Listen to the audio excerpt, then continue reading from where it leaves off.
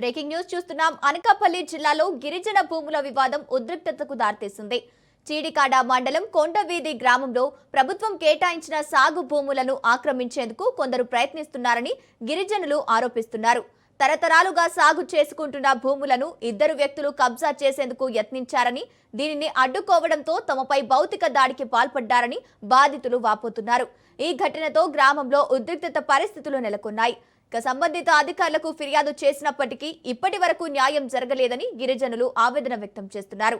తమ భూములకు రక్షణ కల్పించి దాడికి పాల్పడిన వారిపై కఠిన చర్యలు తీసుకోవాలని ప్రభుత్వాన్ని కోరుతున్నారు.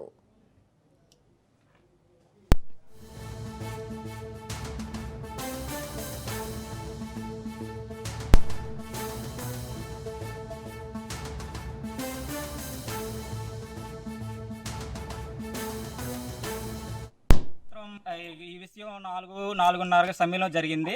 మీ అన్ని క్లీనింగ్కి వెళ్ళి రిపోర్ట్స్ అన్ని తీసుకోవడం జరిగింది. కుట్లు ఆమెకి బలమైన దెబ్బ తగలడం వల్ల 4 కుట్లు 5 కుట్లు పడ్డాయి.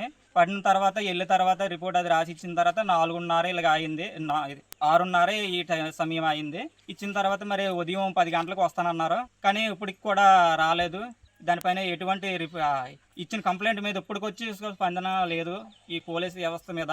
అంతే గవర్నమెంట్ నిర్లక్ష్యమా లేదా లోకల్లో ఉండే నాయకుల నిర్లక్ష్యం అనేది మాకు తెలియటం లేదు. అది పోలీసు లేదంటే పోలీసు వ్యవస్థ అనేది ఇలా చేసిందా ఏటా అనేది మాకు తెలియడం లేదు.